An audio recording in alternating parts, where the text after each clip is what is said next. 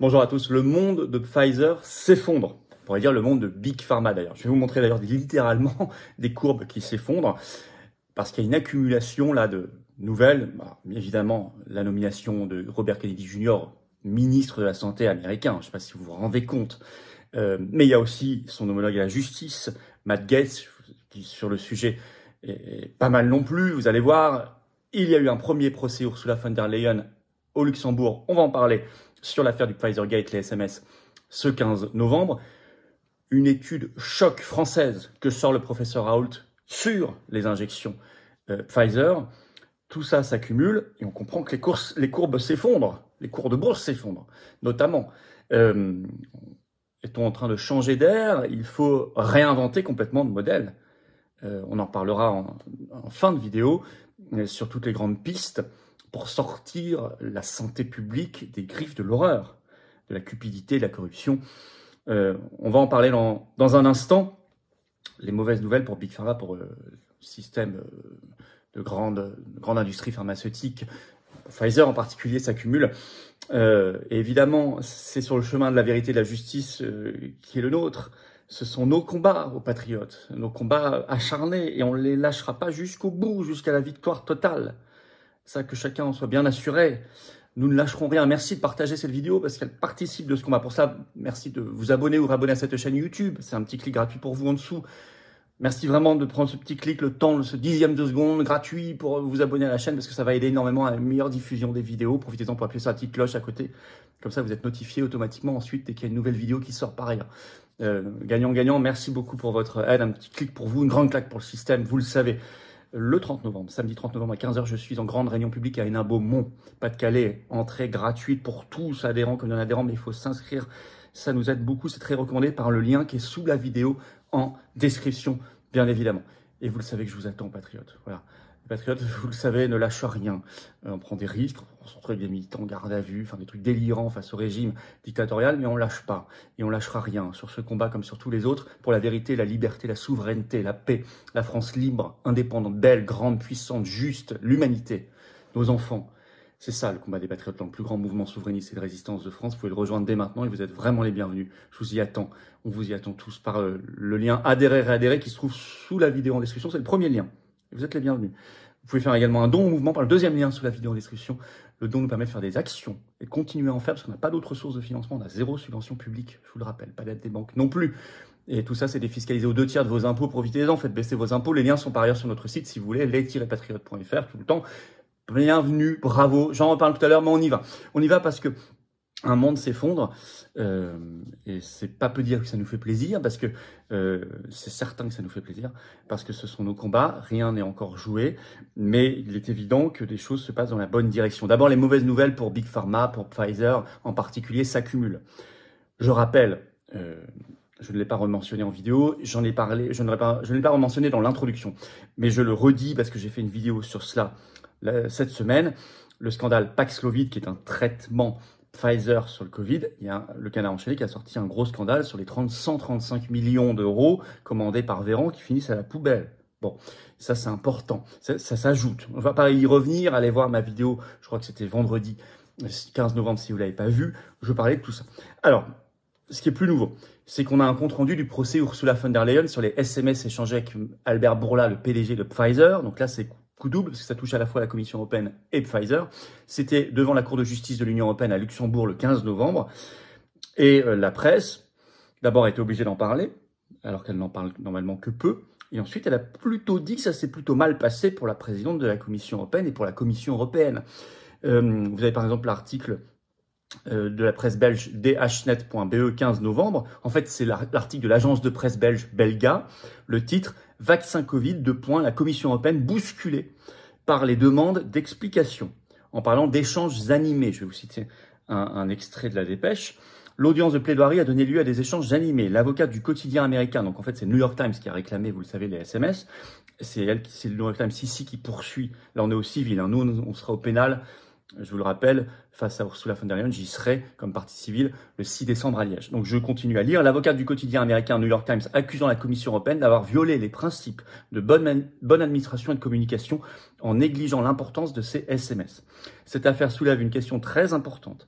Est-ce que les responsables peuvent échapper à la transparence publique en échangeant par SMS, a interrogé cette juriste Bondine Klostra. La révélation en 2021 par le New York Times de l'existence de textos échangés entre Albert Bourla et la présidente de la Commission européenne avait suscité une vive polémique. Le laboratoire pharmaceutique américain Pfizer était alors le plus gros fournisseur de vaccins anti-Covid commandé par l'Union européenne. Je rappelle que c'est le plus gros contrat privé de l'histoire de l'Union européenne.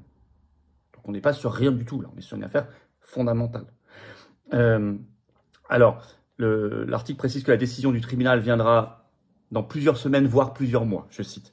Boursorama, 15 novembre, titre sur ce procès, vaccin contre le Covid-19, la Commission européenne empêtrait dans l'affaire des SMS entre Ursula von der Leyen et Pfizer. Le matin.ch, donc suisse, journal suisse, 15 novembre, le titre, la Commission européenne bousculée également par les demandes d'explication, en écrivant « Les SMS auraient disparu selon l'exécutif européen ». Donc attention qu'ils ne s'empêtrent pas dans leurs mensonges. Vous avez Mediapart qui était présent dans l'audience, qui a fait tout un grand éclairage. Je vais vous en citer un petit extrait ce 15 novembre. La Commission européenne se présente ainsi comme désincarnée, écrit Mediapart, déshumanisée, alors que la requête du New York Times vise à faire la lumière sur un échange entre une femme, la plus puissante de l'UE, et un patron de l'industrie pharmaceutique en pleine crise sanitaire. Pour autant, ni Ursula von der Leyen, ni son administration n'ont décidé de faire en sorte qu'il soit archivé. Je cite toujours, l'arrêt que le tribunal de l'UE devrait rendre dans les prochains mois pourrait faire jurisprudence en exigeant des institutions d'être capables davantage de transparence sur les échanges de ses représentants, quel que soit le support. La décision pourrait aussi exiger que la Commission européenne recherche réellement ces textos et en divulgue le contenu. Écrit Mediapart. À suivre. Nous, on est au pénal, je vous le rappelle, à Liège, le 6 décembre au tribunal, les Patriotes étant le seul mouvement politique français à avoir suivi la formidable plainte de Frédéric Baldan, rejoint, vous le savez aussi, par la Pologne et la Hongrie. Aux États-Unis, évidemment, on en a parlé, je ne vais pas revenir sur tout ça, mais nomination comme ministre de la Santé, ce qui n'est pas rien, fédéral, de Robert Kennedy Jr., annoncé le 14 novembre. Ça rend d'ailleurs hystérique les médias. Je vais vous citer par exemple une dépêche AFP qui parle de ça le 15 novembre. Le titre « États-Unis, vaccin, fluor, 3 petits points, la compilation des énormités de Robert Kennedy Jr. » Et encore, ça, le titre a été changé parce que le premier titre que vous voyez encore dans l'URL, c'était « Les pires dingueries de Robert Kennedy Jr. » Donc là, la presse perd complètement toute objectivité, toute neutralité. Elle tombe totalement dans le militantisme pro-Big Pharma. Il y a des effets à la clé sur tout ça. Les Échos les a bien notés dans un article du 15 novembre. Le titre « Trump, pourquoi Robert Kennedy Jr. fait trembler les labos pharmaceutiques ?» Avec ce petit chapeau, je vous le lis, le futur secrétaire à la santé du gouvernement Trump estime que les vaccins sont dangereux, veut plafonner le prix des médicaments coûteux.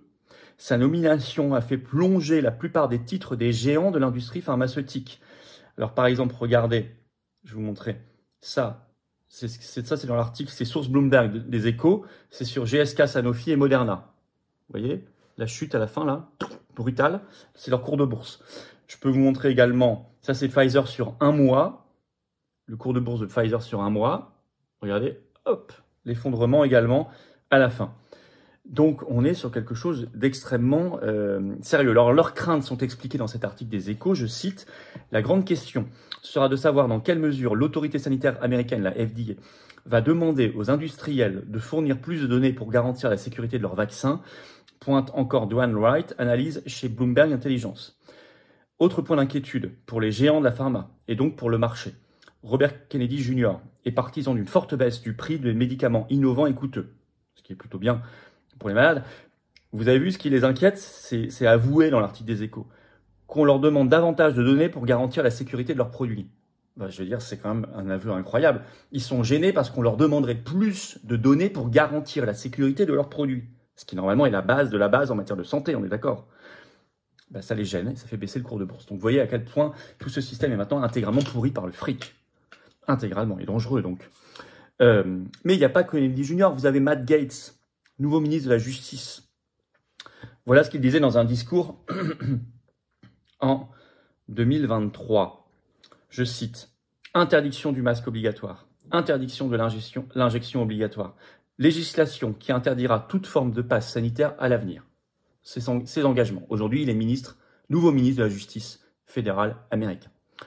Et puis, vous avez au même moment, parce que les bonnes nouvelles viennent toujours ensemble, l'étude française Choc, publiée par le lien et a été mis par un tweet du professeur Raoult sur son compte X ce 16 novembre.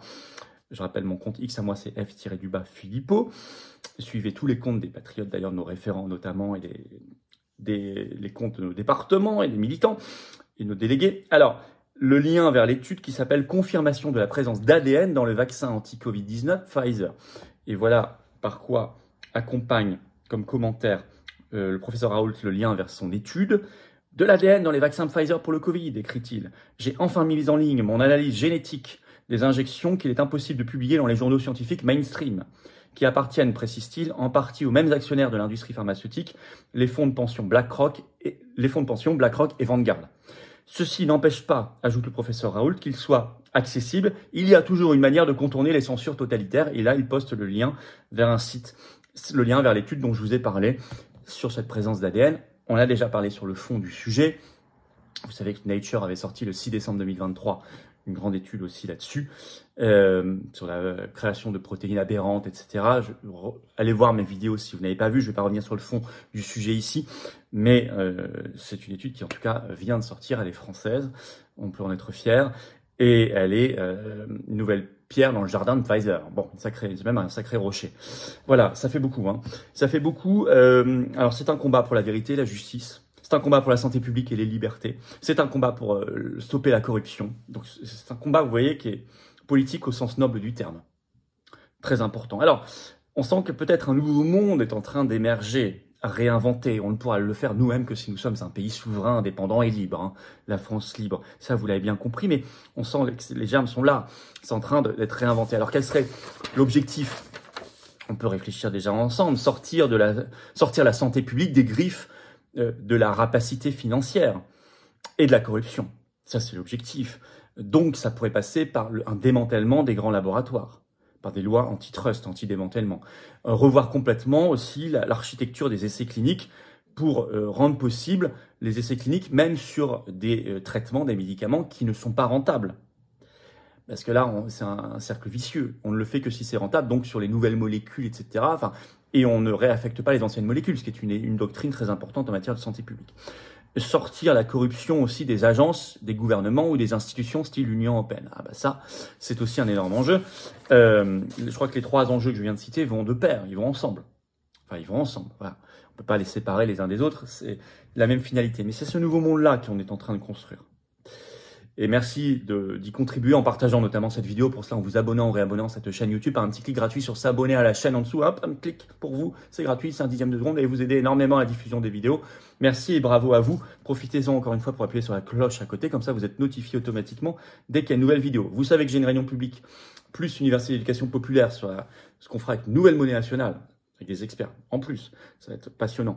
Le samedi 30 novembre, rendez-vous 15 h, entrée gratuite, Hélin Beaumont, Pas-de-Calais. Inscription par le lien sous la vidéo en description, c'est ouvert à tous, c'est gratuit. Venez tous, faites venir, mais pensez à vous inscrire, ça nous aide à organiser. Évidemment, évidemment, je vous attends, patriotes. Voilà, j'ai besoin de vous, on a tous besoin les uns des autres. Venez, vous êtes enthousiasmés par ce qui se passe en ce moment, ce bouleversement, cette émergence d'un nouveau monde, d'une belle France libre. Alors venez vous battre dans le plus grand mouvement souverainiste et de résistance de France, avec cette carte orange d'adhérents ou de réadhérents. J'ai l'honneur de le présider, ce mouvement. Il est avec vous, il est fait avec vous, grâce à vous, par vous. Mais venez maintenant. Sans vous, je peux rien faire. On est anti-système, on n'a pas un centime de financement public, ni aucune aide des banques, bien sûr. Mais on a le cœur, les convictions et l'action dans le rassemblement. Pour adhérer dès maintenant et bienvenue, c'est le premier lien sous la vidéo en description. Ce lien, je l'ai mis également en commentaire épinglé, une petite fiche sur l'écran maintenant et dans quelques secondes, un lien sur l'écran, vous choisissez. Faire un don au mouvement, c'est le deuxième lien sous la vidéo en description dès maintenant. Le don est indispensable et vital pour qu'on puisse faire des choses concrètes, sinon on ne peut pas. Et si on ne les fait pas, nous, personne ne les fera à notre place, c'est toujours pareil. Donc bravo et merci à vous. Et à ceux qui le comprennent bien et qui peuvent aider. Tout ça étant défiscalisé aux 2/3 de vos impôts si vous êtes défiscalisé. Profitez-en. Les liens sont sinon sur notre site, les-patriotes.fr tout le temps. Énorme bravo aux donateurs et aux réadhérents. Bienvenue aux nouveaux adhérents patriotes. Vive la France.